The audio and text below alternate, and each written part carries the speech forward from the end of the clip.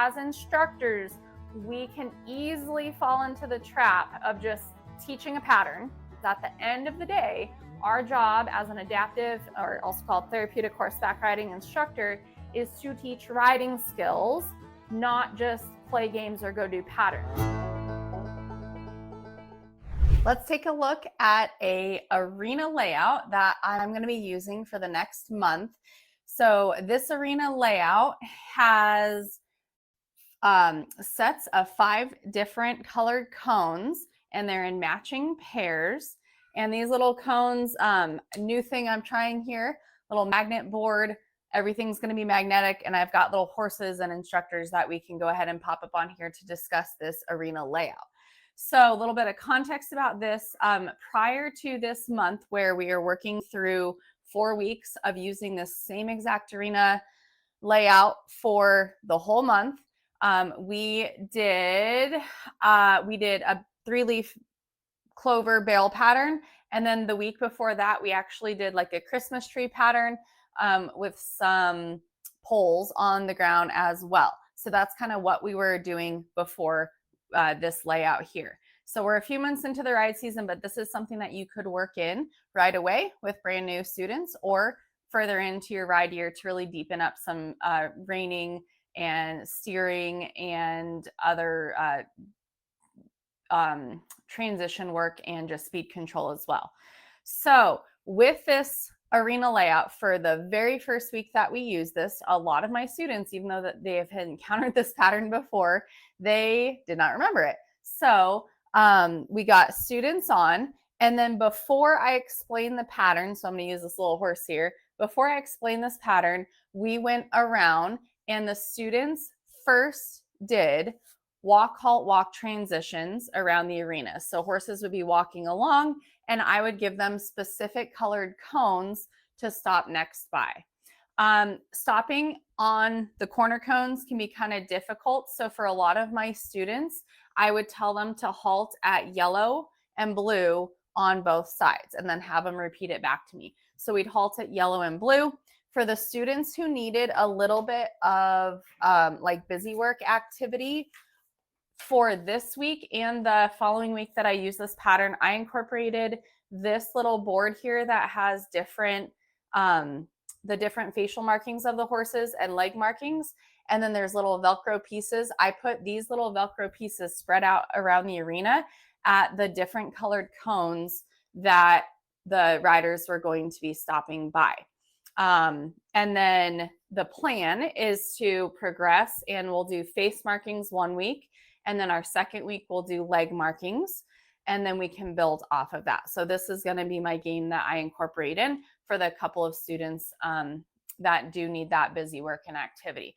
So our warm up, as we're getting going, we're going to be practicing walk, halt, walk transitions by the specific cones that are given to that rider.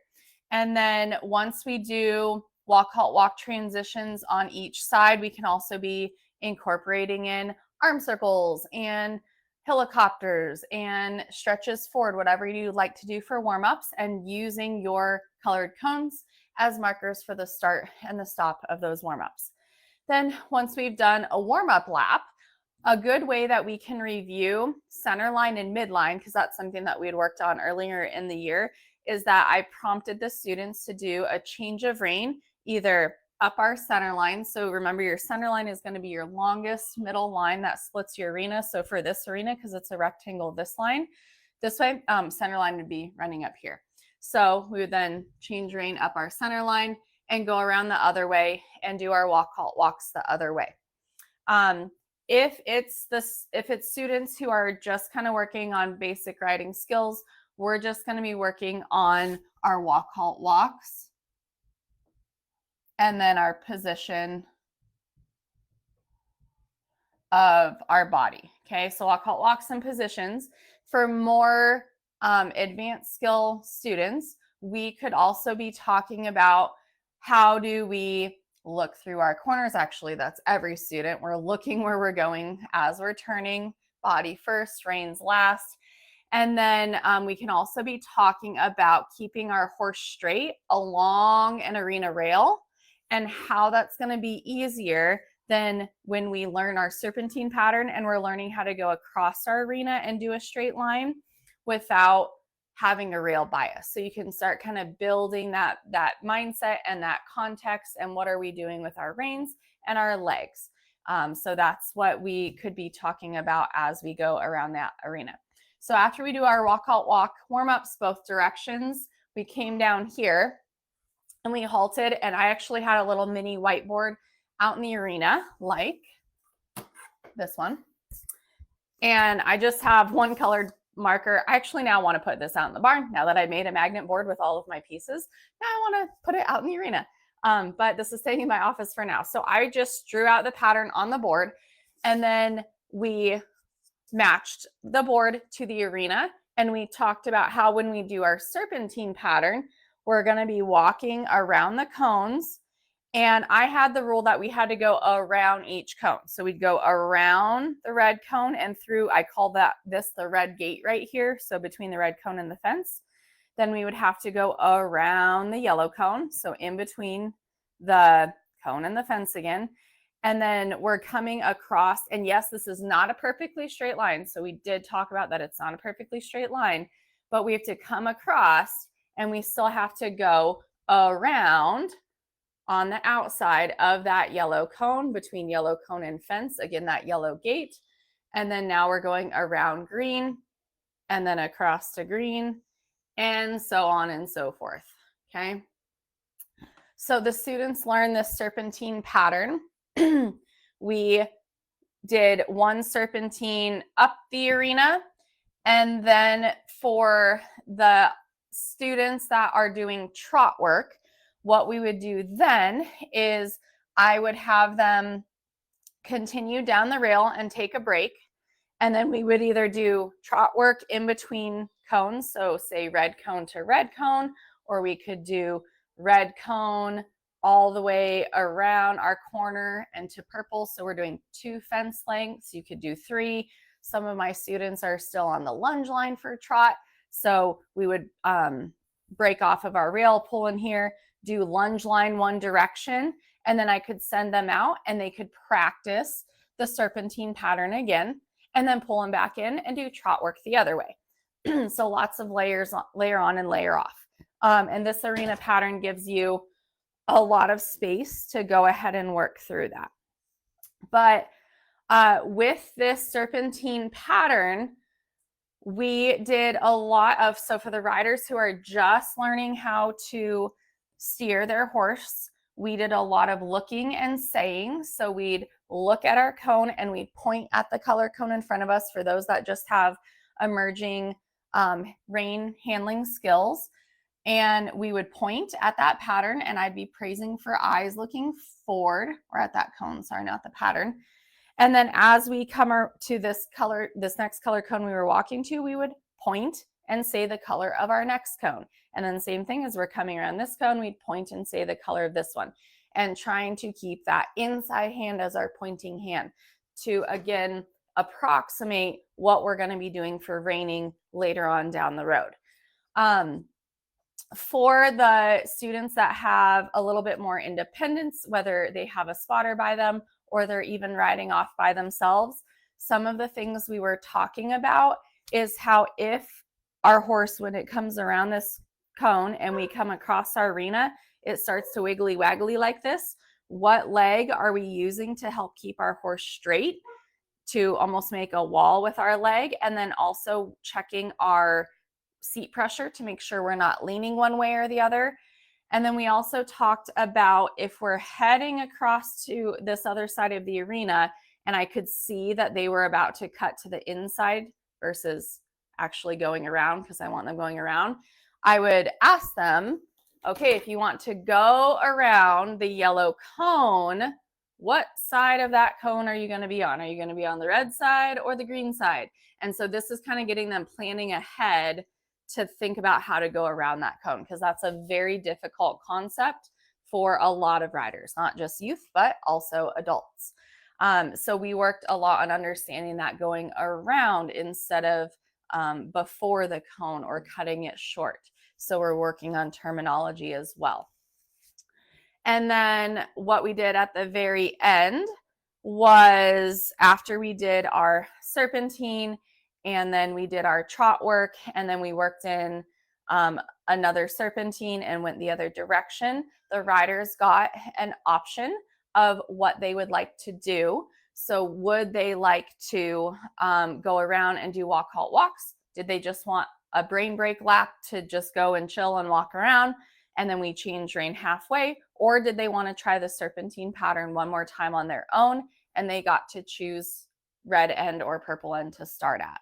And then again, just kind of prompting them through, asking them where they're going to kind of see how they're doing those skills.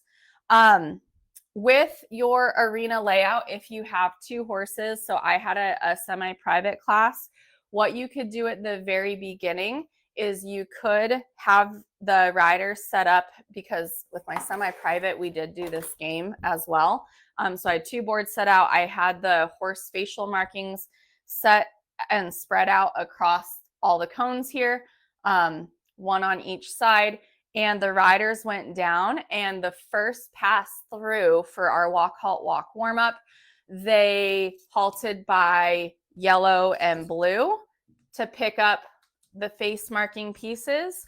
And then their instructions were to change rein on the rail going around purple. And we were going to work down the inside of our cones here. So then they would stop by purple, green, and blue. So the colors that they hadn't stopped by yet, to get the remaining face pieces. And it worked out really well that there was actually 5 face markings and 5 cones set out. And then once these riders rode down and finished their pattern, this enabled me as the instructor to go through and do girth checks on my riders. And then we did a really quick little demonstration of me walking red cone to red cone around yellow and then heading to yellow. And then that was all the attention span I had. So then we played kind of follow the leader, where I was walking through and doing body and position checks and praises and prompts as their leaders were with them. So here, again, staying in the center is not always necessary. So we talked, and then as we went around those cones here, I would be up at the front of that line, guiding attention, getting them to help point if the person that was with them needed help with that.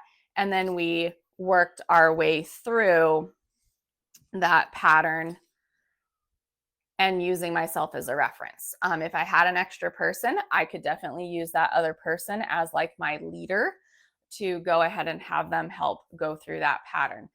And then once we did our serpentine, we did then add in more walks and halts, because they are not doing trot work at this time. So we did more walks and halts at blue and purple. I'm sorry, wow. Blue and yellow, not blue and purple. And we would pause and we would stand in our saddle for a count of 5. These students are not really doing 2-point, it's standing in saddle. So we just stand in our saddle, practice a gentle sit. And then instead of doing trot work along the rail, what we did, because they are not, I lost the horse. And I'll grab another horse. There we go. Magically change colors. Oh no, I lost another one. My fingers are not awake this morning. So we did, instead of a trot, we did working walk in between purple to purple for both of them. We did our halts and our stands at our cones. We lost another horse. Need better magnets here. And then we did another working walk, and then a change of rein across the midline for both of them. And then we did the same thing the other way. So lots of stuff that you can do in this pattern. And then I do plan on making another video to show you guys what we did week 2 for all the students and how we progressed within this exact same arena setup. Because if you guys have heard me talk about arena setups and lesson planning and stuff, I'm a huge advocate of using one arena layout for 3 to 4 weeks, and then you build and progress within there so that you can actually see true learning and retention from all of your students, versus always changing up these factors of our base of our arena lesson. And then it's really hard to actually see true learning and retention. Or is that rider just really good at performing things? So huge fan of using this. So riding skills that we talked about, we did walk, halt, walk. We did body position, and then we can talk about steering of all levels. This could be just looking through corners and pointing. It could be looking and using an opening rein. It could be looking with our body and using an opening rein, and then talking about what our leg aids do to help that horse around the drift. So tons of different stuff. We talked about straight lines, on and off the arena rails, and how those are different, and how we keep our horses straight and not straight, or what happens if they aren't straight. And then also for some of the riders, we did a working walk, and that could just be focusing on how we ride that with our body, not necessarily cueing the horse to walk to a working walk depending on their level. And then we could also have trot work.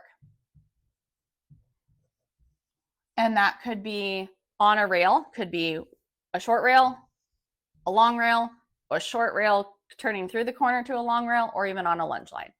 So that's kind of what we focused on here. And then also, weight and seat aids.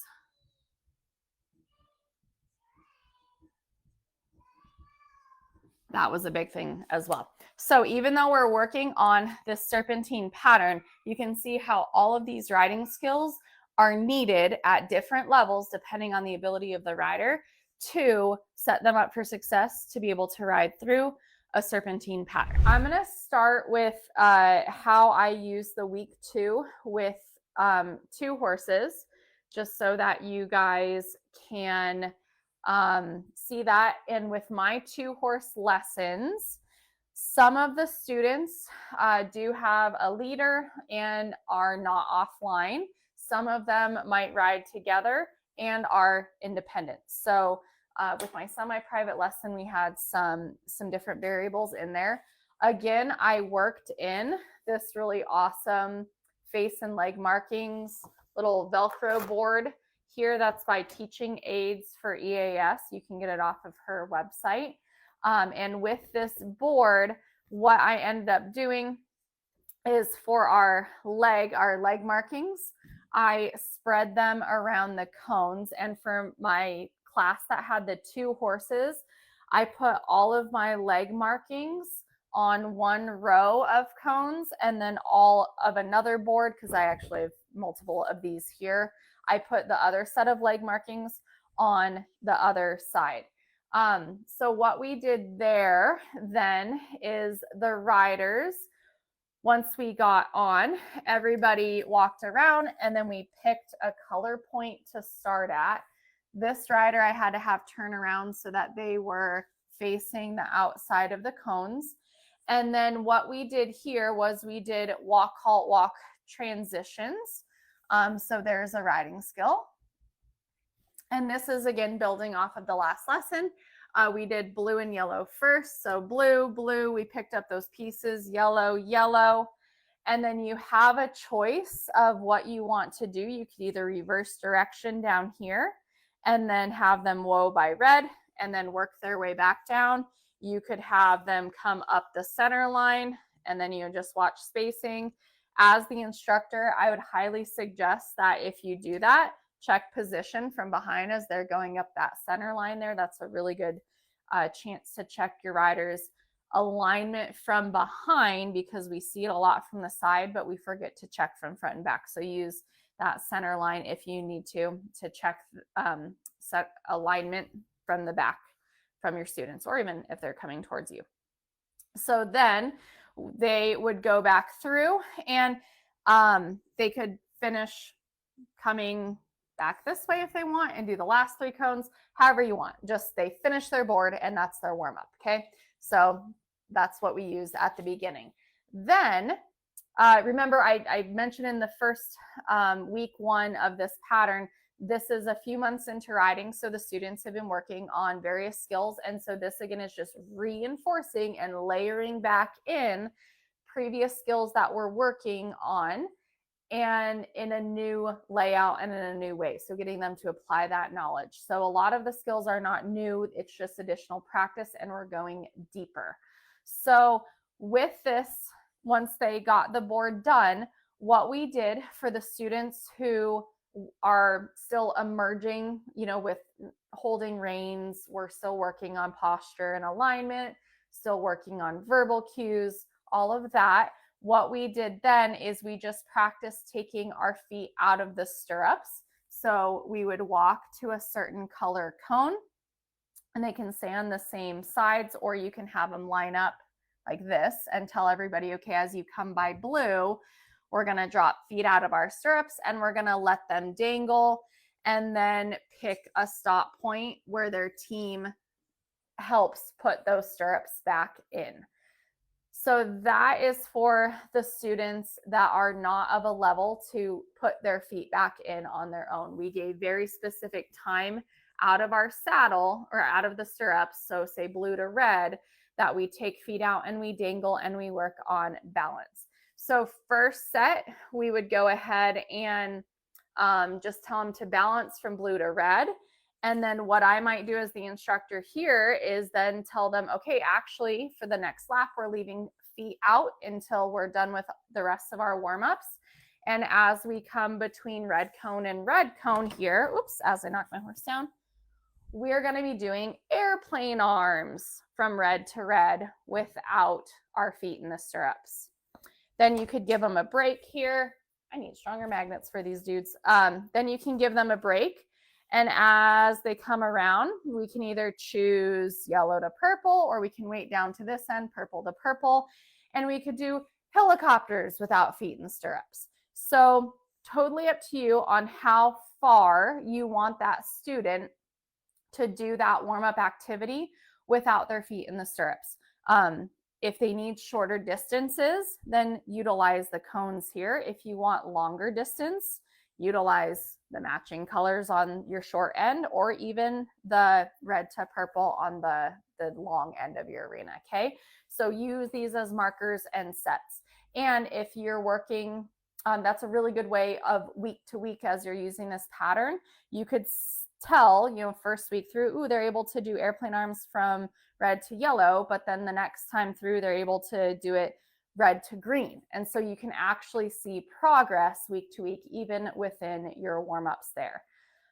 Okay, so then once we did our warm-ups and feet in and out of the stirrups, we then changed reins and went the other direction, reminding them what this line is called, which is the midline. We did a couple warm-ups the other way, again, keeping feet out of the stirrups.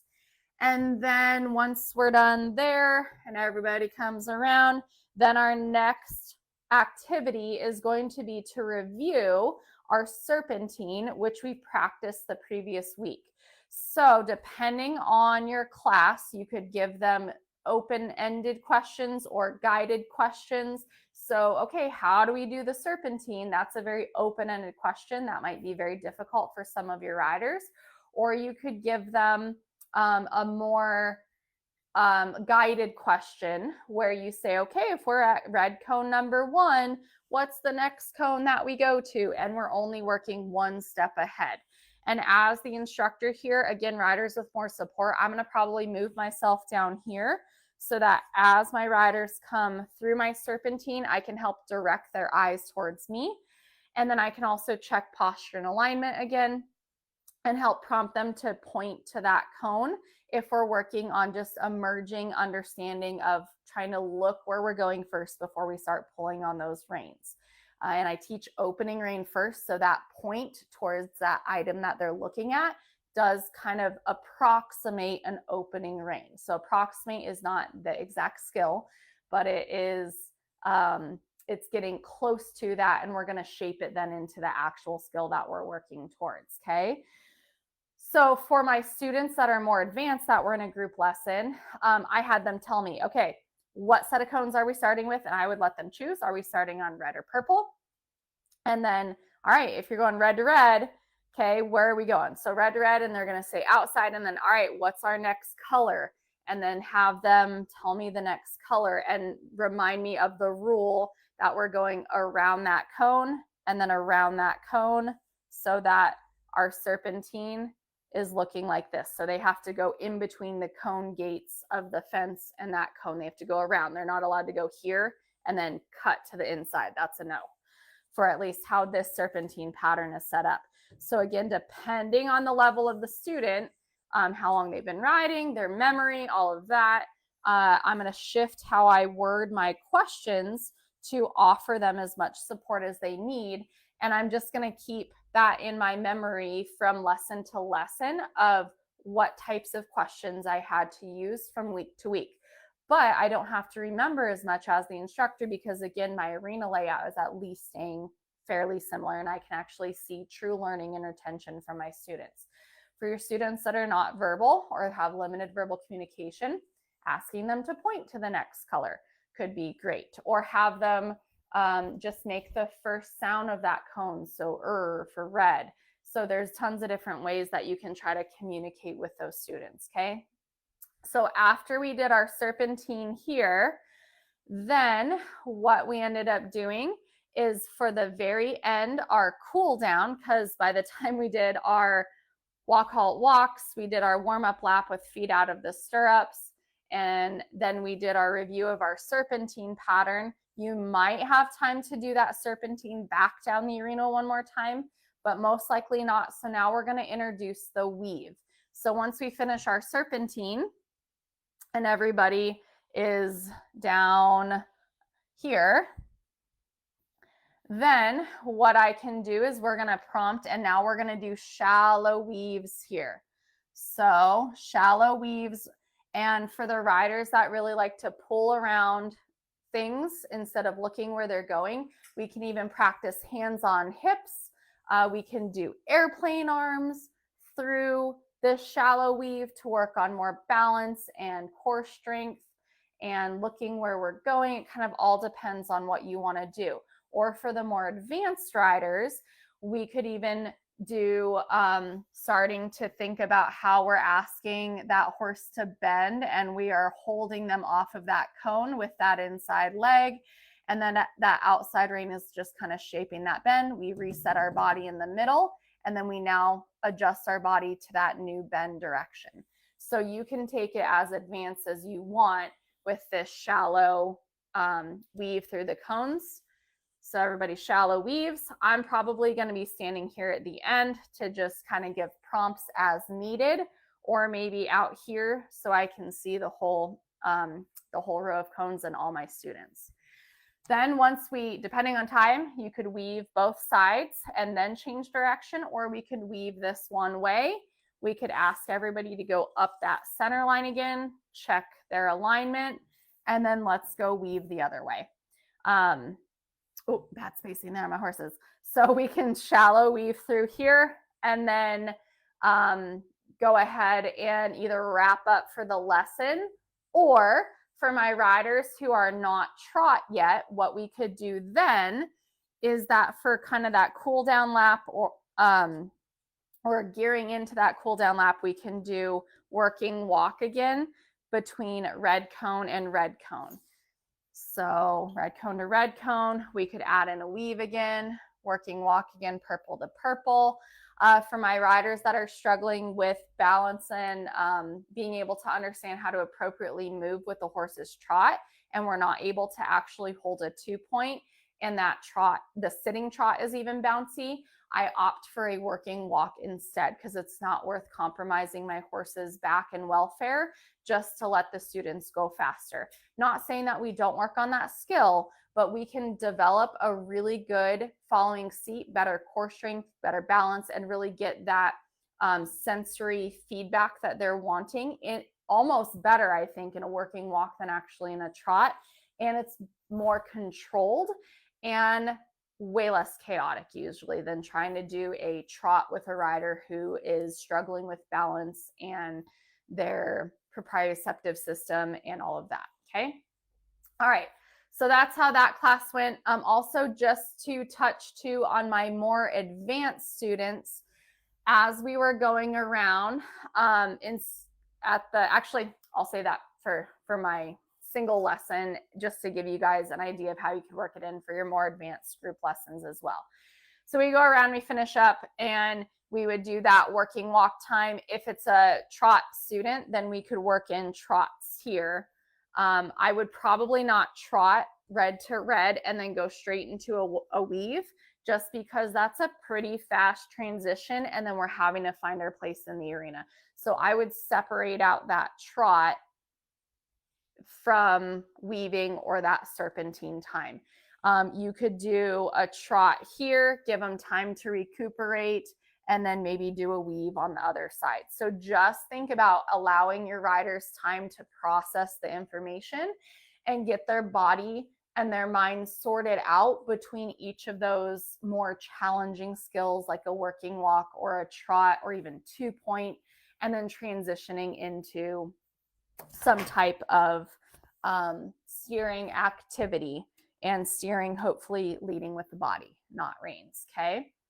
All right, so then for my single riders, if I only had one in there, I'm also going to touch on my more advanced riders that are kind of emerging independents. So they might have a spotter, or I'm like within arm's reach, or they're completely off lead. So we get on, we're going to, again, work on this board right away.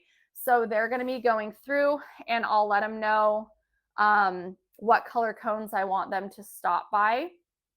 So they do the board. We're changing direction throughout our pattern. So let's say we halt here, then I could call out and let them come down that center line to change direction. And then if I have it set up well, I could have the other half of my leg markings on not blue, yellow and blue, but I could have them on red, green, and purple. And then I could quiz them. Hey, what colors do you need to stop by on this side that you did not stop at on the other side? So getting that kind of situational awareness, short-term memory working, all of that, okay? So once we do our walk, halt, walk, warm up using our, for this week, we were working on the leg markings. Then instead of doing feet out of the stirrup and warm up stretches, for this rider that's more independent, this can also be done in your semi-privates in your group, so 2 or 3 or more students. What we did here is, as we came around, everybody woed here, and we had a little chat, and we talked about taking feet out of our stirrups and then how to put them back in. So if you're riding in an English or dressage saddle, we'd call that trapping our irons. So we would do a review of trapping our irons, which is something that we do practice, but sometimes it's not as frequent and maybe we've forgotten. So I'm going to first do it at a halt. If I had my second rider in there, I'd have them here. So everybody does it at a halt. And I usually like to start with just one leg at a time. So usually the inside leg facing me as the instructor. Again, I can quiz them. Okay, if I want you to drop your inside stirrup, which leg is it going to be? Can you point to it? So again, we're asking them to recall information and build on what we have been practicing as we're riding. So we're going to drop the inside stirrup at a halt. Let them try to trap that stirrup, whether it's English or Western. Make sure feet position are correct again, and then we're going to reset that body in the saddle, and then give them any tips or tools that they might need depending on what we see happen. Maybe their hands start to float away, or maybe they're leaning too far over to the side. I'm going to address it then. I'm not going to give them a whole bunch of don't do this, don't do this. I'm going to give them the essentials to be successful or to review that skill, and then I build off of what I see. Because I used to make that error when I was an instructor. If I would give too many don't do's of the things I would see a lot, that I would actually then put it into my rider's mind, and then I would create the issue. So learn from my mistake of doing that. Okay, so once we practice at the halt, then what we would do, a fun little challenge, is that once both feet are back in, their instructions were to walk on. And once they rounded the corner here and were by the purple cone, they would take their foot out of the stirrup, just their inside foot. They would let it dangle all the way down to blue. And then at blue, they could start trying to trap that inside stirrup again and put their foot back in. And then their challenge was to see how long it took them to get that foot back in the stirrup. Could they get it by green, yellow, red? And then if they got to red and they still needed help, we would whoa here, and if someone was with them, somebody would help them, or I would be down here and I could help put that stirrup, that foot back in the stirrup, okay? So that was a fun challenge. And then we're gonna do it on the same side one more time. So once those riders got around here, same rules, except now we're starting with red, okay? So we just got the inside left leg working out. So we're gonna stay with that left leg, especially if the rider was struggling, okay? So we have same rules. They're gonna drop their stirrups at the first cone. They have to let it dangle. They can't like hold it ready. They've got to let it dangle and fully relax. And then at that second cone, they can try to trap that stirrup again and see if they can kind of beat their time, so to speak, that they had over here. Okay. Then we can change direction. So we could go down the center line again. I would probably go down the center line for sake of time versus coming all the way around and going across midline. So I'd come down center line. I'd be checking their alignment coming towards me, especially since we were doing one-sided body work. They're probably going to get a little cattywampus off to the side, and we need to reset their position, not only from the side, but also front to back. So making sure they're actually aligned over their horse and that their legs are evenly underneath of them and not one is further forward than the other, which can happen quite a bit when we're doing leg work, like taking feet in and out. So then we're going to change direction here. Okay. And this would be a good time to quiz them. Okay, now which leg is your inside leg? And they can tell me which one. And then I can say, okay, if we're playing the same game that we did the other direction, how would we play it here? What cone are we dropping our stirrup at? So again, this is getting them to apply that information, have critical thinking skills. I like to create thinking students that can problem solve when I give them questions. And it's also really, really good for keeping them engaged and excited about being part of what they're doing. They're not just walking laps around. They know Miss Saber is going to be quizzing them. So again, we're going to do the dropping our inside stirrup, dangle to the second cone, and then we'll see if we can get that time better or equal on this side. And then we can also compare and contrast. Which leg was easier for you? Which one was more difficult? And then this activity, little hint, hint, this is going to carry over into the next week.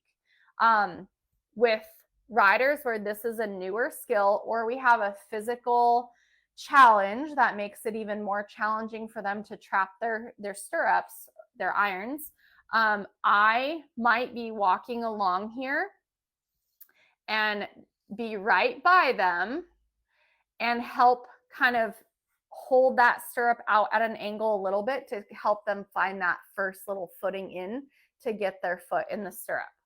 And then once this person gets it in, if I have a second person in my class, I teach a lot of privates. I'm a huge fan of private lessons until we get these fundamental skills like really established. Then we move to semi-privates. But then, oh my gosh, my poor horse. Then, changing color. This next person will go, and same thing. I can kind of float along here if I need to as this person moves on to the next side. Okay. So that's how we can work on progressing the stirrups. And again, comparing week to week is great. And then also side to side, all of that gives you lots of talking points. Okay. Once we get feet back in the stirrups, then we're going to follow a similar progression to that first kind of sample class I had told you about. That was a little bit more involved of a student. Or higher support level of a student. So I'm going to come back out here, and then we're going to do our weaving. And then as we weave, I might do then a walk here so that we can prepare for trot work, red to purple. Because again, coming out of the weave right into a trot line, that can be very challenging. We might need time to organize our body and get our horse ready for the transition here. So then I can tell them, okay, we're not weaving on this side. We're staying in between our cones and the rail, and we're going to trot red to purple. Okay. Oh, something I didn't mention too is with the stirrups, getting the stirrups, why I like doing it in this arena layout is because the cones give a nice little marker for them to keep their horse in between the rail and the cones. Because sometimes when they're getting their stirrups, they start to pull back on a rein, or a hand goes up in the air, or they're like really leaning off to one side and their other leg is pushing. So this gives them a very clear boundary to stay within, and you can talk about cause and effect of their hands and their seat and their legs, and how to quietly trap that stirrup without causing swerving or speeding up or slowing down. So that's a really, really good skill to have too with our students, okay? All right, so we do the shallow weaves, and then we might do some trot work, and then we're gonna review that serpentine pattern that we did the previous week, okay? So again, if they're riding more independent, I'm gonna be asking them or prompting them, okay, well, usually I like to give choices. All right, do you wanna start at purple or red? And then I'm gonna see if they can tell me what the steps are gonna be. And I might need to give prompts, or like 1 or 2, or like 2 to 3 choice options depending on the student. And that can help cue their memory and get their brain rolling, especially if it's a student who has lower working memory and struggles with retaining new information and getting that new information actually solidified into a memory, okay? So we would do our review of the serpentine pattern, and then I would usually give them a choice at the end. Do you want to go review the serpentine pattern again, but going maybe red to purple instead of purple to red? Would you like to go try to trap your stirrups again and see if you can beat your time from earlier? Or would you like to just have a brain break to kind of walk around in silence?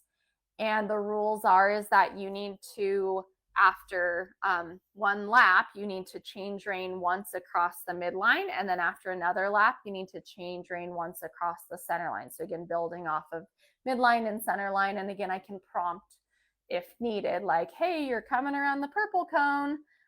What's your next change of rein gonna be? Are you gonna do center line or midline? Okay, good. Where is that gonna be? Just if I can kind of see that their brains are kind of drifting and we're not getting ready for that change of rein, okay? All right, so so the riding skills that are in this week 2 pattern. So we've got our walk, halt, walk transitions again. We've got shallow weaves. And that you could do as much as you want. You could just do like body, turning, can't spell body. You could work in bending and leg aids. Like all that could go into that shallow weave. And then we also have trapping our irons, or getting your stirrups back if you're in Western. And then for the first class I was talking about, we could do balance and position without stirrups, which is important because that teaches them that they can balance off of their seat and their legs, not just the stirrups or holding on to the saddle. And then, I mean, life skills, but also ties into riding, planning ahead, looking ahead. And then we've got, so we did transitions. Depending on if you're doing 2-point, you could work 2-point in. You could work trotting in. And then we also have a change of rein. I shorthand it COR, change of rein, across the midline and center line. So M and C. That's just kind of shorthand there, okay? All right, so that is our, I'll write a 2 in here so we can remember. This is our 2nd week example of how we built off that first week, okay?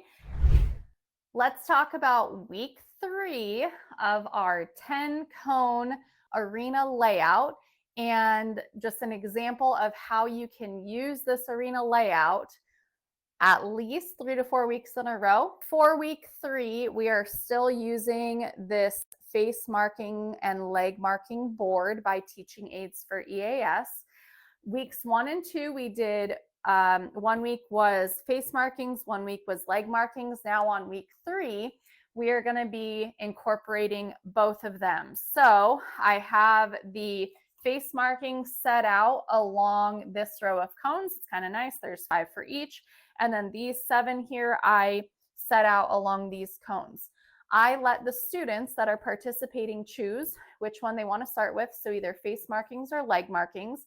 And that's going to be part of our warm up this time.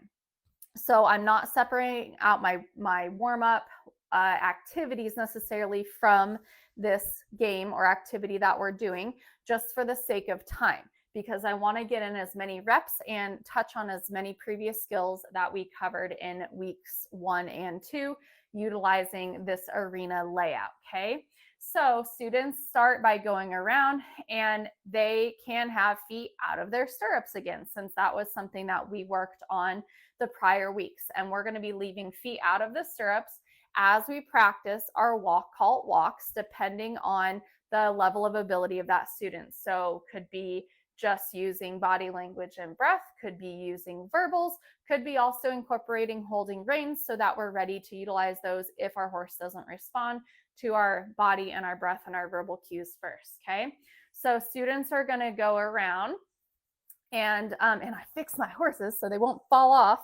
So students are going to be coming around, and let's say this student chooses to do leg markings. So they're going to work their way down and halt by each cone. If you remember from prior weeks, I had suggested that instructors separate out and kind of alternate. So maybe do the red, the green, and the purple to give them space in between those walk, halt, walks. But now that we've established this pattern and the walk, halt, walks by the cones are something we're familiar with, we're going to shorten the distance between when we do a walk and a halt to see if our students can demonstrate that skill in a shorter time frame, because that's going to make it more challenging and show progress. Okay, so we're going to do our walk, halt, walks by these cones here, and they can get the leg marking pieces and put them on their board. We still have feet out of our stirrups during this time. Okay, so what we can then do as we get down here to the end is we can do, again, a change of rein down our center line, because that was something that we were working on the prior weeks. So instead of maybe telling them where to change rein, we can ask them, hey, tell me something that's halfway down the middle line of that fence. Because again, we're drawing out information and pulling off of the past weeks, and also hopefully the markings around your arena are going to be the same, so that we can get their little brains thinking and they can work on applying that information, not just being told what to do, because that's called performing. It is not actually true learning and retention if they're just doing what you say. Okay, so we're going to come down our center line, and I'm going to erase our 3 here. So here's the instructor as they come down the center line. One, I'm going to be checking for the alignment of the student, not only centered, but also I can see if one leg is pushed forward or back from the other. And that's going to tell me if their hips are actually sitting balanced over the saddle, or if we have a little bit of tilt in that pelvis forward or back, kind of like a diagonal shift there. Okay, so I'm going to be looking for that. And then for the students that have been practicing it, I could prompt them to pick their stirrups up as they're coming down this center line towards me, because the prior weeks we had practiced picking up stirrups and putting our feet back in along the rails. So I could increase the challenge if I want to by having them pick up both stirrups. I would usually tell them, hey, remember, let's do 1 foot at a time. Which one do you want to start with? And give them that choice. So we're going to do it going down the center line.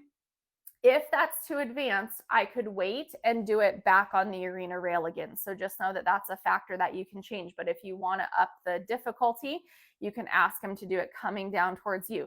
Nice thing about doing it while you're on the center line and you're coming, or they're coming towards you, is you can see if they successfully get those feet in, and you can make a big deal and praise about it. And if not, they can pause right here and you can help them with that stirrup that they need help with, or you can ask them to whoa and then their team helps. Okay. Another nice thing here along our center line is we could also do a whoa, a pause, check stirrups, make sure that if they have safety stirrups for English and you have like the S, or those of you still using peacocks. By the way, a little side note, A lot of organizations are now no longer allowing peacocks, so I would highly plan on replacing those. Those are a safety hazard due to the hooks on the side. So little side trail there. But if you do have safety stirrups where the safety stirrup needs to be, the safety feature needs to be on the outside, this is a place that you should definitely be checking. And also do another tack and equipment check to make sure that that girth has remained snug. And remember that tack and equipment checks does not mean that you have to tighten. We are just checking to make sure it doesn't need tightened, okay? So then we're gonna change rein here. We could be asking our students what way they're gonna turn, what side of their body is gonna be inside now, because our inside and outside have now changed. So those are, again, questions that we can be pulling from and prompting or guiding them to as we're practicing this skill. Then, depending on the amount of time we have, we could roll right into then picking up the markers and doing more walk, halt walks for the face markings. Or if it took you a while to kind of get rolling, you could say, hey, if we have time at the end, that could be a potential cool down activity. So that's a time management piece that you could kind of flex in or out depending on what your students need to do, okay?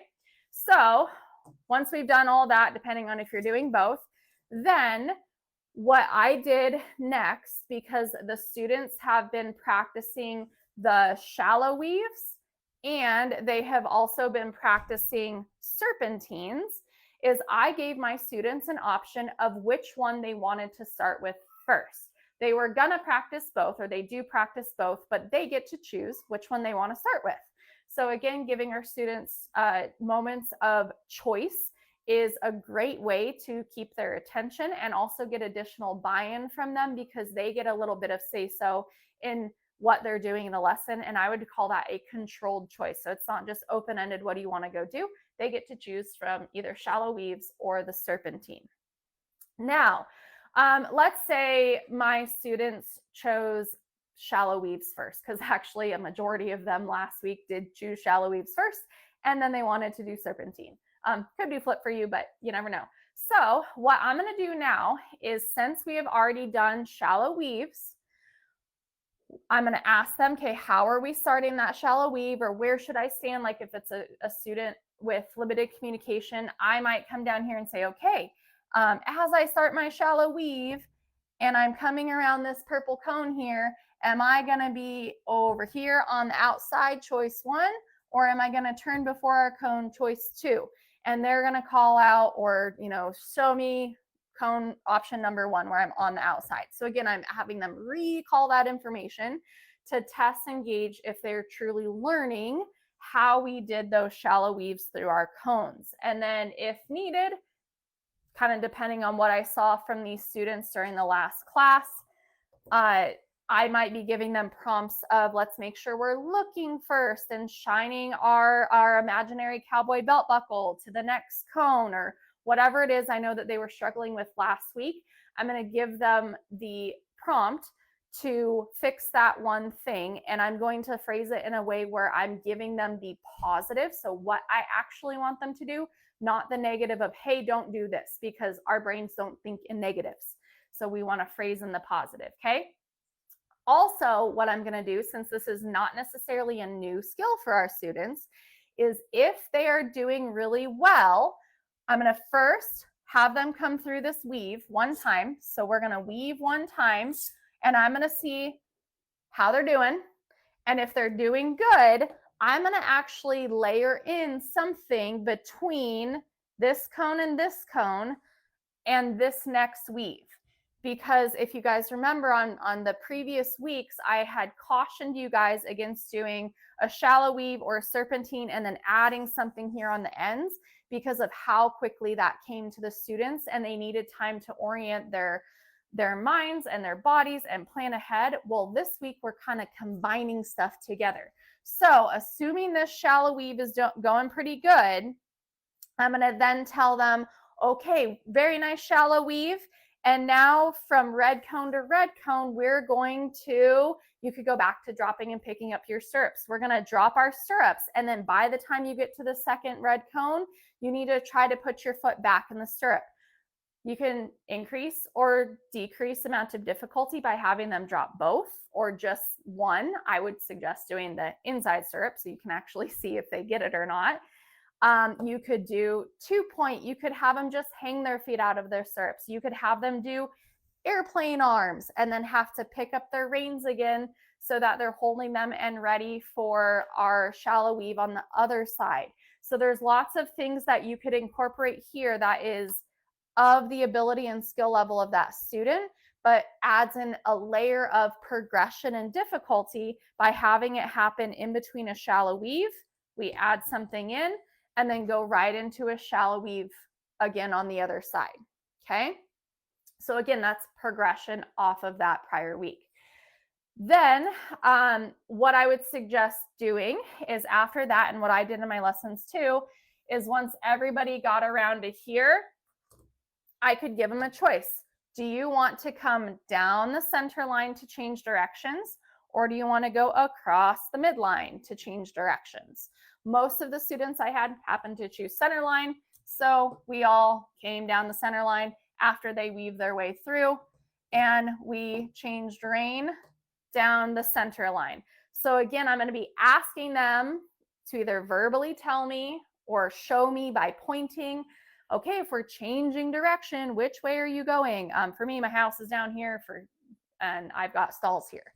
So I would ask them, are you turning towards the house or are you turning towards the stalls? And they could either, I would watch for like a little shift of their head, or I'd look for them to point, or they would verbalize it, whatever it is. Okay. So then we're changing rein down here at the end. Again, I'm checking alignment of my students here as they come to me.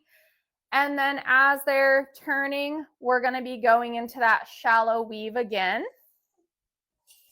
And depending on how my students are doing, I might add in something again, purple to purple. Maybe they're dropping the new inside stirrup and picking it back up. Maybe we're adding in a 2-point again. Maybe we're adding in airplane arms, and we only made it to a count of 5 last time, or halfway, and we're going to see if we can get those airplane arms all the way down to the next one. Whatever it is, there's tons of things you can do.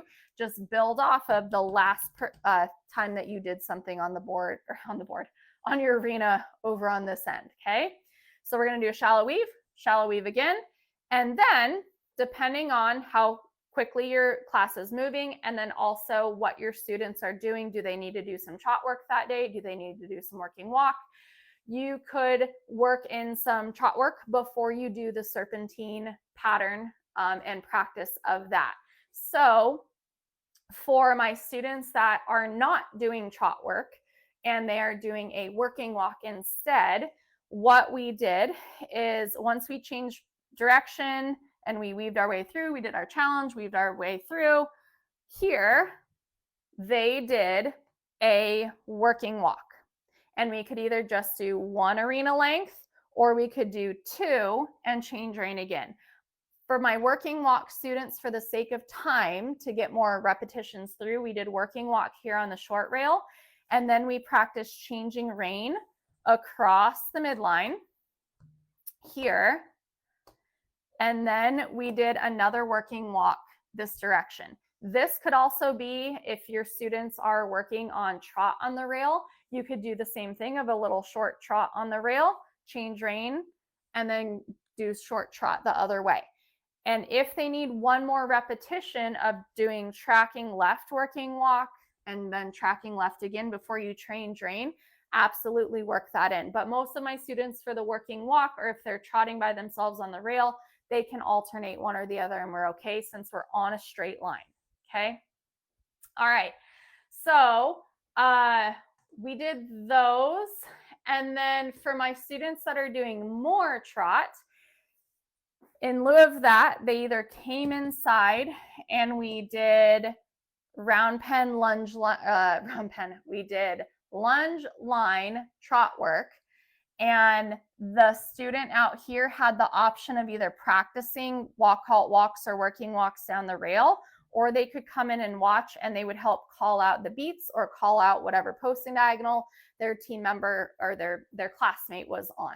So they kind of had an option of what they like to do.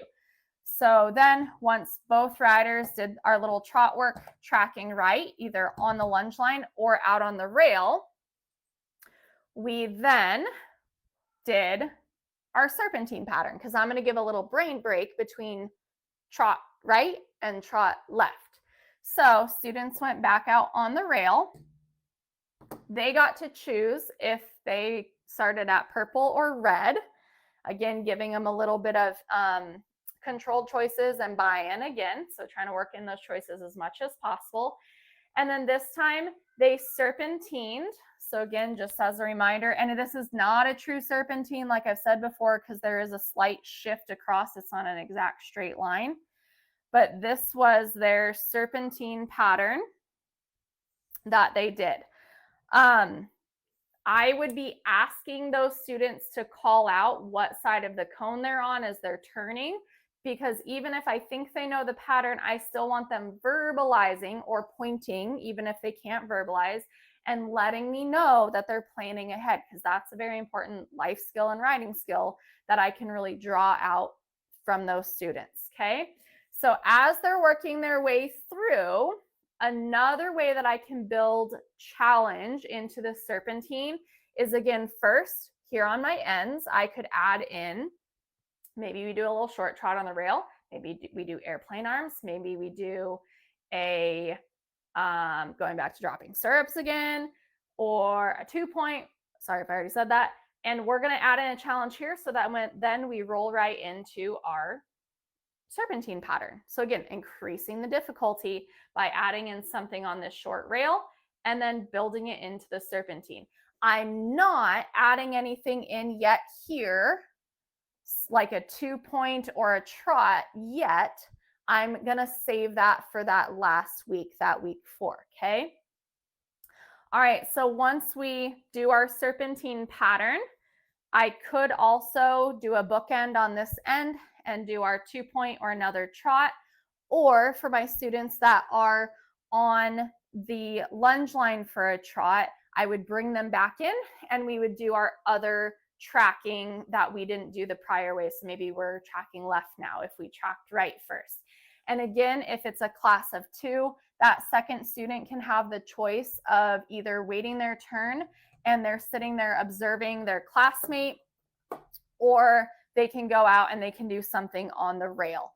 They could even potentially finish that second line of pieces if you have a helper to help them out, or they could do the working walk or 2-point or whatever they can safely do on their own. That's in that center of that zone of proximal development. They can do busy work or that observation.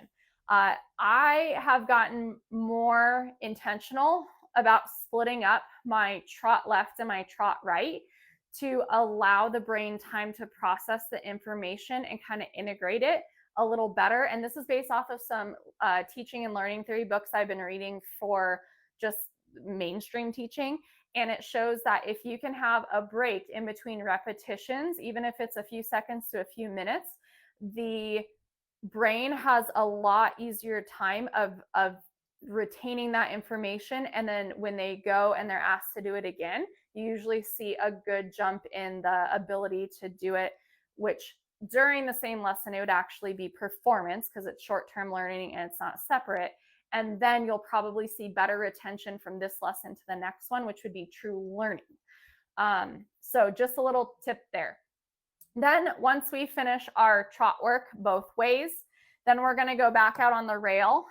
If we have time, I can give them a choice of what they want to do. Do they want to finish the whatever face markings or leg markings that they didn't get to at the beginning? Do they just want a brain break at the end? Or do they want to practice something else, like taking the stirrups or taking feet in and out of the stirrups? You could give them that choice again, okay? All right, so that was week 3.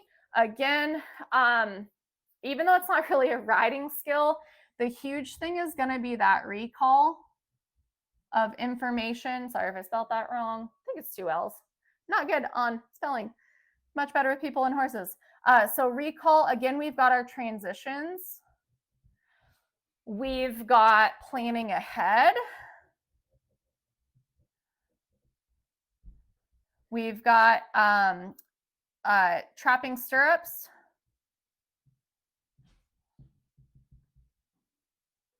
You could also work on more inside, outside, and understanding that since we're changing a lot of different directions. We're working on steering and also going between more of a shallow steer and more of a big turn, or like a shallow turn and a wide turn. So steering, and then again, we've got balance, posture, and alignment of our rider, which we should be working on every week. And then you could even have some trot work in there, 2-point. And the reason why I write out these riding skills every time on here is because as instructors, we can easily fall into the trap of just teaching a pattern and being traffic cops and telling our students where to go, but we forget to actually teach them these riding and life skills that they need to actually successfully perform the different pieces of that pattern or that arena layout. Because at the end of the day, our job as an adaptive, or also called therapeutic horseback riding instructor, is to teach riding skills, not just play games or go do patterns. So we need to make sure that we are very intentional about the riding skills that we're actually incorporating in there.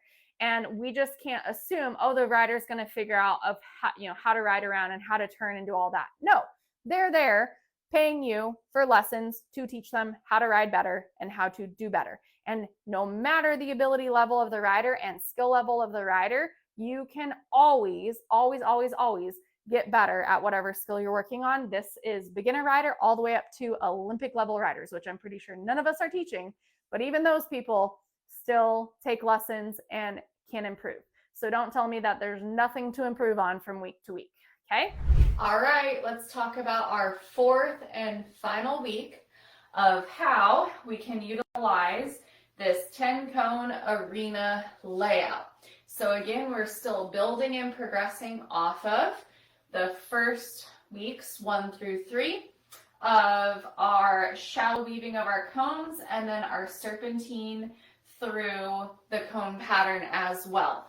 So this week, we're just really going to be reinforcing and reviewing the patterns and the different ways that we can use these cones that we've been practicing over the weeks to, again, just get that baseline of what our students are actually learning and retaining so that we can gauge that true learning.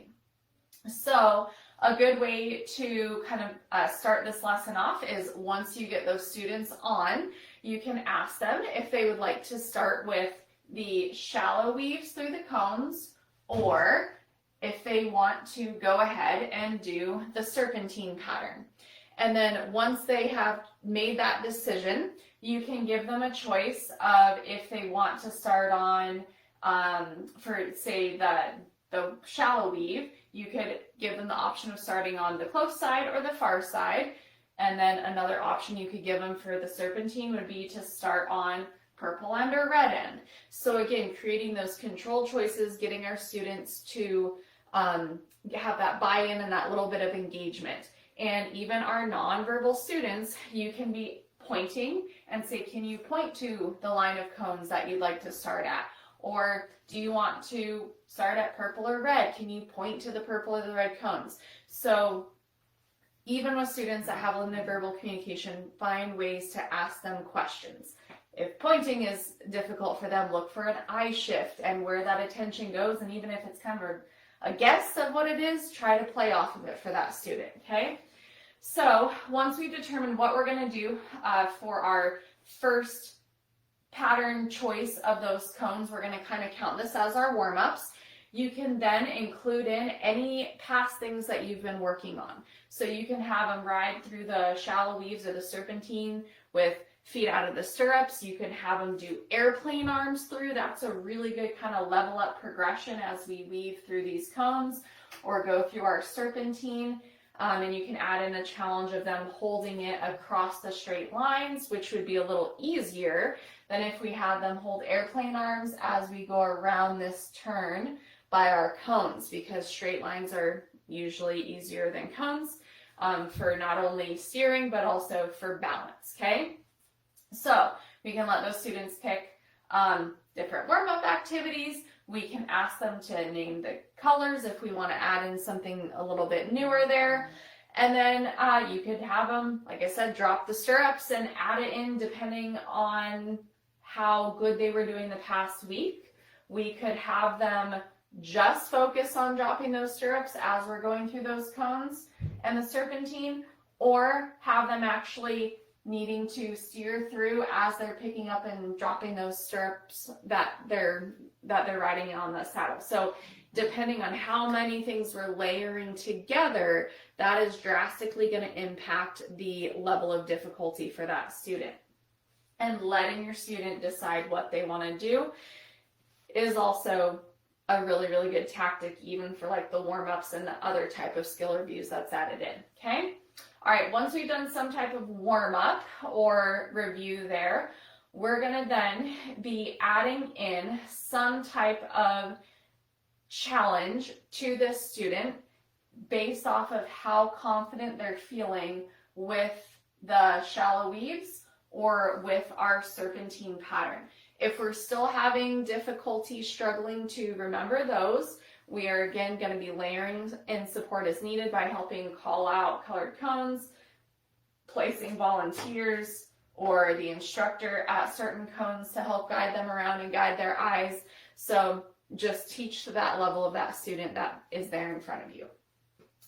So ways that we can make these more difficult and build off of that learning and that retention that we've been slowly establishing over weeks 1 through 3 is by adding in even more difficult skills to our pattern. So as we're doing shallow weaves, and then as we're also doing our serpentine pattern, not only are we having to be aware of where we are in the arena, planning ahead, looking ahead, staying balanced around turns, taking our horse from going from a turn to a straight line to a turn again. Maybe we're incorporating bend, depending on the level of the student. Now we're going to layer in another task, such as 2-point or even trot work. So if you remember from the previous weeks, I was encouraging that we split out the 2-point or trot or even airplane arms for some students into areas where it was like this short arena rail here, and then maybe give them a break and then weave through on the far side, or do something short on the arena rail. We sit, we get ready, and then we go do our serpentine. Well, now, instead of just kind of tactfully adding in those more difficult things like 2-point and trot, just more on the ends, now we're actually going to piece them into our weave and our serpentine, just like we did our warm-ups. So the instructions could be something along the lines of, once you pass red cone, or as you pass red, say these horses are coming down this arena rail, and our students have chosen to, ran over my cone, to do a shallow weave, we can use this red marker cone as a time to go up into a 2-point position, or up into maybe even like a trot, and we're trotting through as we are weaving our cones, or we're up in a 2-point position, not only having to hold our 2-point position through this shallow weave, but also having to steer our horse, look ahead, plan where we're going, pay attention to where their start point is, where the stop point is. So lots of stuff that you can do even off the shallow weaves. And then we would be using our end point more as like a break and a reset time. So we're almost kind of flipping how we're utilizing our end points, or even a long rail if we need to.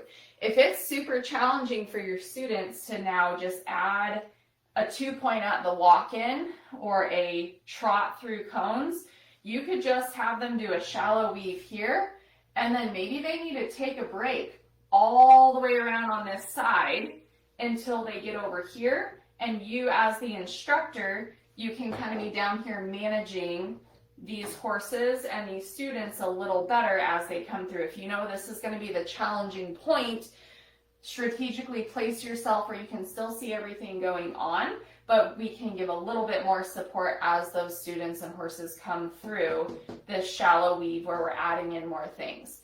If that's too long of a break and your students just need this time to kind of take a break, go back and add in something easy over here. So again, you can give them the challenge of dropping stirrups at purple, letting them hang their legs, and then they have to get feet back in the stirrups as fast as they can. And you can see, can you do it by green? Can you do it by yellow?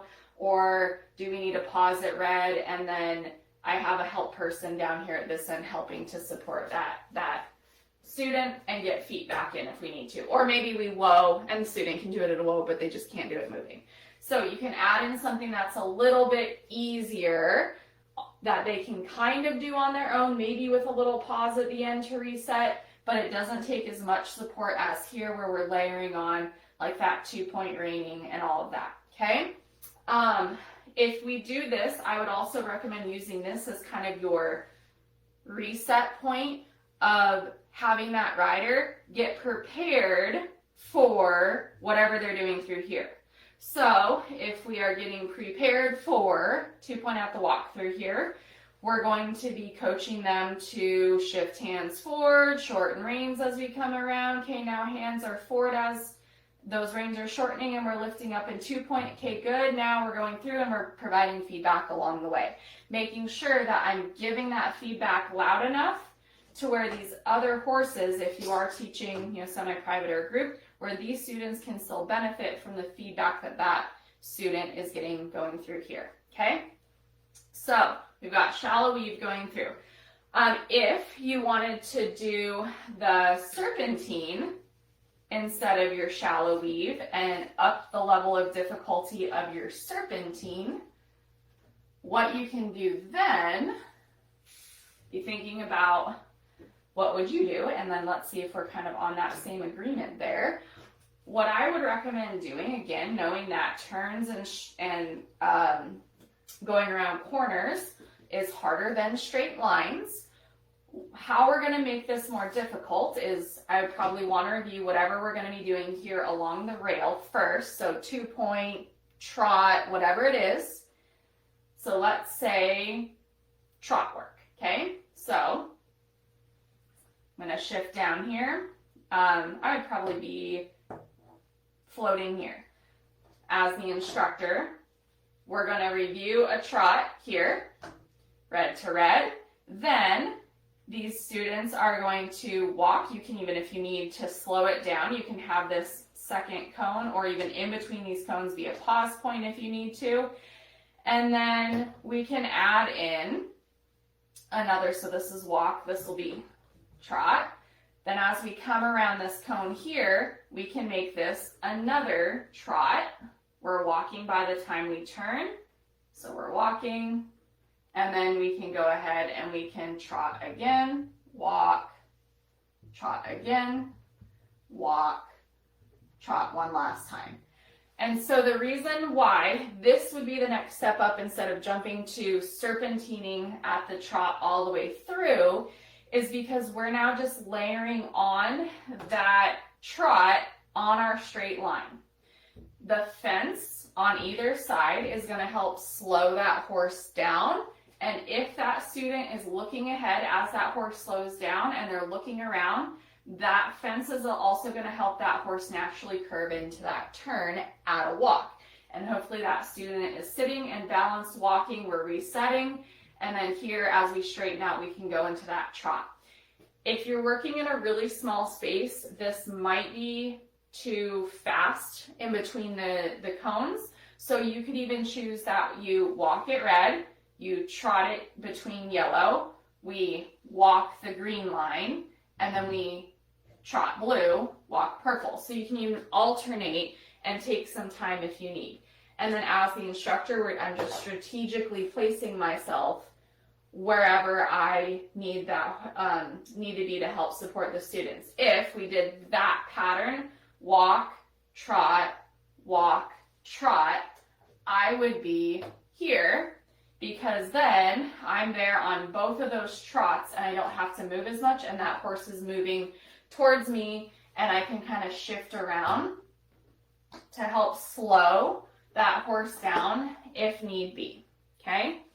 Again, depending on how skilled and advanced your students are, we might need to have them one horse pause here, go into a trot, pause. If this horse is down here, because I may not want both horses trotting those lines at the same time. That's a lot to manage.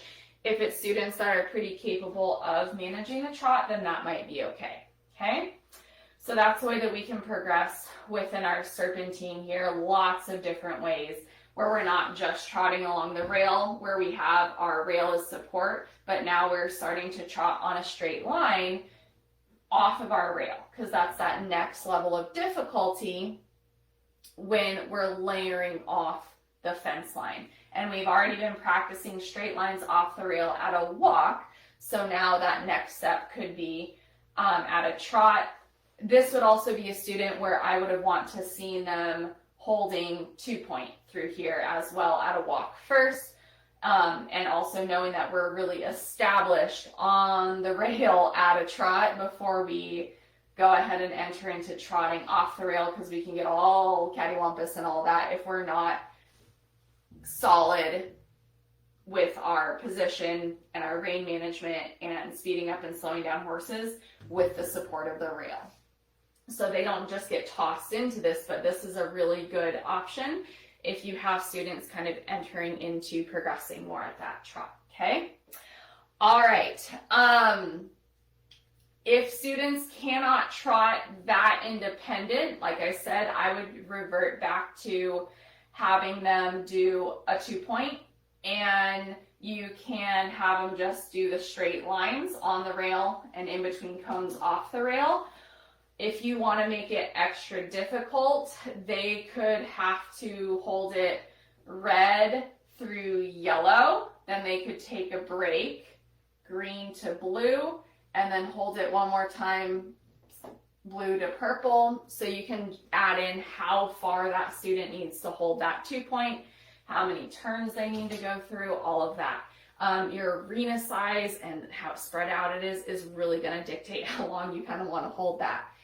If you use volunteers for trot work, I would be very cautious of having this much trot added in for our riders that are supported. That's a lot to ask your volunteers to do. That's why I'm a huge advocate of private and semi-privates, because then we can utilize that lunge line or like long line and keep them on the rail a bit easier, and then we're not having to have our volunteers trot all the time, okay?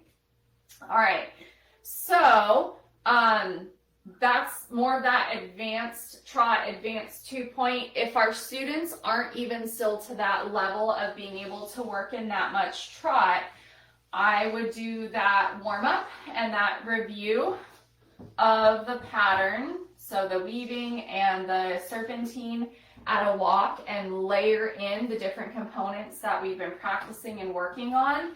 And then I would just use that extra time towards the middle and end of my arena, or of my lesson, not end of my arena, of the end of my lesson time, to go ahead and just do more lunge line trot work here. You can keep a second student busy by having them either just kind of take a brain break and watch. At the end, I'm here, I'm lunging that horse, okay? This student is being engaged, they're watching, they could count out when the outside front leg hits the ground, they can count off 1, 2, 1, 2 as they see the different beats of the horse during the trot, because then this rider could just focus on their position, and then I could swap. I would have this horse just park here, I would move myself instead of trying to make riders swap, because that's going to be way more time efficient. Again, having this rider engaged as I'm lunging this horse here and this student, okay? If you don't want to do that and you want to give the rider a bit more challenge, you could send them out and have them do something that is within their safe zone of doing it by themselves. and just watch your spacing here. I usually give my students a choice. Do you want to watch your classmate do the lunging and you can, point this out, or do you want to go do something? I have not yet had any of my semi-privates choose to go do something. They like watching and taking turns. And that's actually a really good way to give a brain break and let that student kind of go in like what we call like a diffuse focus, where their brain in the background is processing their trot time that they just did, even though they're observing someone else doing that trot. Okay, so we're engaging a bunch of different parts of our brain. We're helping in different ways of how our learning happens. So watching, doing, letting your brain and body take a break, those are all important steps of long-term learning and retention. Okay, you could even, if you have a class of 3, that gets really hard time management wise, but you could have both extra horses down here, and then you could do just 1 or 2 trot circles on the lunge, swap really quick, they come down here, swap again, their turn, swap again, send everyone out, go do a pattern, and then you could have everyone come back in and then go the other way. So it is realistic to be able to work this into a group lesson. You got to be really good on time management, really efficient. These riders, they could even be doing 2-point at a halt while they're waiting, even more than just observing and calling out the gaits of the horse. Like, there's stuff that they can do at a halt if we want to keep them active and involved. I think sometimes we actually over push keeping moving, just go too much. And we do actually need structured, well-timed pauses and breaks to let our students mentally and physically take a break. That has really shifted in my teaching over the past few years of how I've tactfully worked in pauses and breaks, and that's come more from learning about human learning theory and learning and retention and psychology and all of that. So there's a, yes, we want to be moving. We don't want to be chatting at our students all the time while they're standing and not letting them move, but structured, well thought out pauses and halts can absolutely be very, very beneficial to our lessons, okay? All right, and then, so again, if our students need more support at the trot, we could do that lunge work. If you only are able to do it with a horse leader, then we would take a break from the pattern at the beginning, like I had mentioned, and then we would just do like little short trots with their volunteers down the rail, because that's about all you can realistically do with a team, is maybe a short rail, maybe a long rail. 2 fence rails, I personally think that's usually too much for our volunteers to do. And we need to be looking at lesson formatting for those students of if that's a good fit and we're progressing at the trot, which we hopefully should be. So, all right, and then once we do whatever trot work or, independent walk work, whatever we're doing here, then for the end time, again, you can give your students that controlled choice of, do you guys want to go through, and do you want I would call it the next level challenge of where they're going around, and you could even have them, instead of just weave through, you can have them hook back at the end and weave their way back. This, you would just want to watch your arena management and make sure that horses aren't crashing into each other. If it was a class of 2, I would have each rider work on their own side here so that we're not having to worry about passing. If you have a class of 3, you would just really need to watch your spacing and teach them that if you're starting that purple cone pattern on the outside here, and if somebody happens to be ending that pattern, then, you know what? Let's see, how would I do this? So they'd be coming around, we'd shift. I would have them kind of break that rule and peel off to the inside probably. That would probably be the best management piece. But again, that I would probably not do this if I had a class of 3. I would only do that if I had 2. Just because my arena management and passing and all that, that's going to get a little sticky. So again, just because you can do different layouts here based off if you have 1, 2, or 3. I would save that for a class of 1 or 2, that double back. I would not do it with a 3. Too much. All right. So hopefully this has given you lots of ideas of how we can utilize this pattern and use it as a base, or this arena layout, and the different patterns, so the shallow weave and our serpentines, how we can use it as a base to really gauge our students' true learning and retention, and use this as a way to kind of streamline our lessons so that the first week, maybe a bit of the second, we're spending time on the students getting used to how things are going, but then we have a lot more actual teaching and practice and repetition time to layer in and build off of other skills like your 2-point and your trot and more independence later on, lessons 2, 3, 4, so that we can really start to push progression of our students within something that they're already familiar with and know how to do. Because you're gonna see when you reset your arena pattern and you have a new layout, you're gonna probably see a little bit of a temporary regression there on that first week as your student gets established to that new pattern, and you are going to spend more of that first week explaining how it works. So this is why I'm such a huge fan of this, keeping your arena layout the same for 3 to 4 weeks in a row. So riding skills, same as last time. We had transitions, we could have 2-point, we could have trot. This one actually, this 4th week really enables for more trot time because we've kind of streamlined through all the stuff we've had to review. You have more recall. We could even do balance, reining or steering through corners. We could have balance, steering, trot, 2-point on straight lines, off the rail, because again, those are harder than on the rail. So tons of different riding skills that we can build and grow on within this pattern because we had already established it weeks 1 through 3. So let me know how you would utilize this pattern and build off of it if it was your 4th time through. If you guys have actually been using this arena setup for more than 1 or 2 weeks, let me know how it's going, especially if this is kind of a new method for you. I would love to hear your feedback.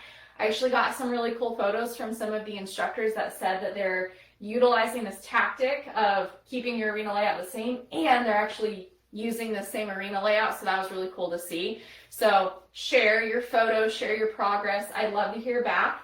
And if you guys like this, I'm going to keep doing this, and I will share my future arena progression.